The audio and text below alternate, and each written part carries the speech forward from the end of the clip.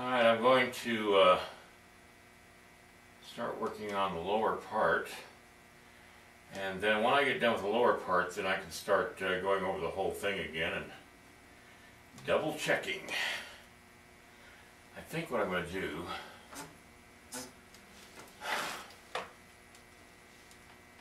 is I'm going to cut the back of the coat off. They're going to have to do it anyway when they make a mold of it, and I'm going to work on the inside area there. So I hope this works. If it doesn't, you're going to hear a loud cry.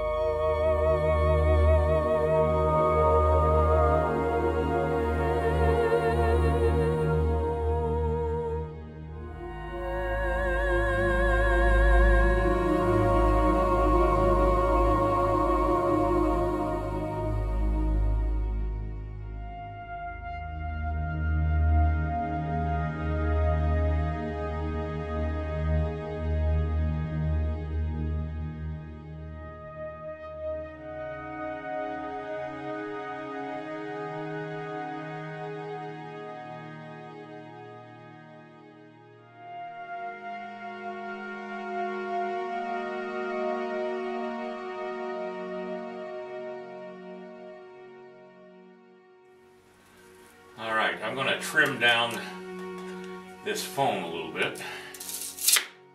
It's a little bit big in size.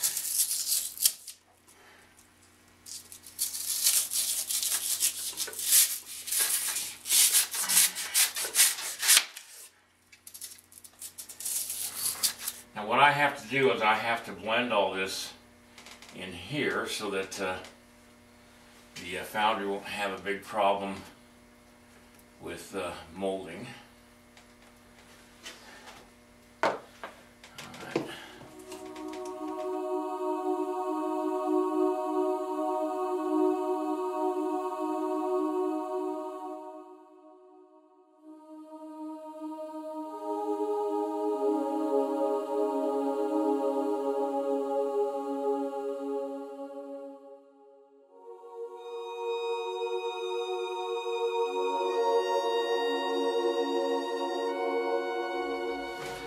Alright, I put the clay side down on a piece of foam so that there's as little damage as possible to it. The studio is still kind of cold in here, and so the clay is taking longer than usual to heat up again. That's why I'm wearing my sweatshirt today. And so I'm just plugging along here. First thing I'm going to do is get down here on the bottom part and fill in any holes, because we don't want holes. Now, what they may do is make a mold of this side alone. I know they do that on monumental pieces. They'll make cut up a monumental piece or make molds of sections of a monumental piece and then make what they call flat molds or whatever. And then instead of having two sides of the mold where you pour bronze in, you'll have the mold with the impression facing down, and then you just pour wax into that or spread wax into it, and that would make a wax copy of that section. And I know they can do that with this, And but it doesn't mean I can't fill in the holes just in case they don't.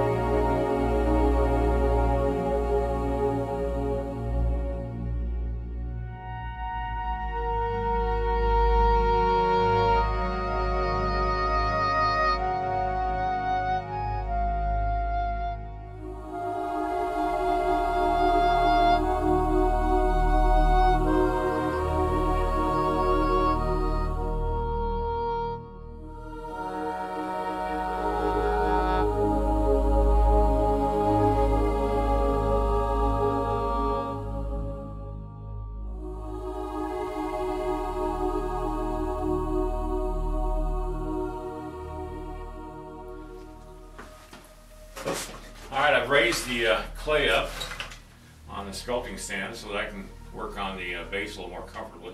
Mm-hmm. I've got the back panel back in. I got it all textured, and so that's done. And I've still got some foam to cover up underneath, but that's not a big problem. So what I'm going to do now is start working on the legs, getting them finished up, and the base. I think I'm going to put dead leaves on the ground, and I'm pretty sure they'd be oak leaves, but I'm not sure what the predominant tree was in around the pond. But maybe I can find out from somebody. This is a New Hampshire maple, and there are different types of maple trees, I found out, and so I'm going to cut this one out as a blank for the maple leaves that I'm going to be doing. I'm not going to put a lot of leaves on the base. I'm just going to put a few because I just, like I said, I don't want to have the cost go through the ceiling.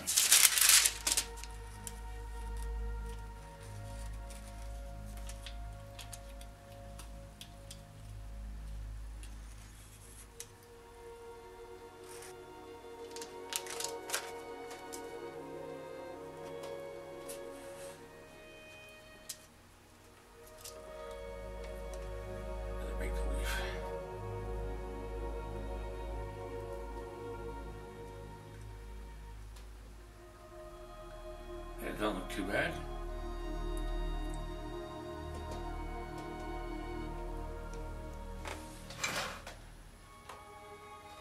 I think what I'm going to do is just set these there, like that.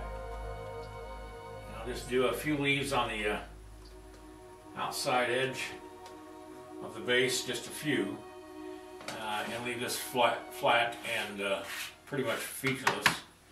But just have these as a kind of like a border. And like you know, this took place in April, so these would have been leaves that would have been left over from winter or the fall before. And I don't think that looks too bad. It's a nice, beautiful day. It's 60 degrees outside. I'm heading home. I made up enough flat pieces of clay to make leaves, and I'm going to make leaves at home because it's something I can do at the house. And so that's what I'm going to do. And then I'll be back in tomorrow to put those leaves onto the base of the clay. So that's it for tonight, and I'll see you guys tomorrow.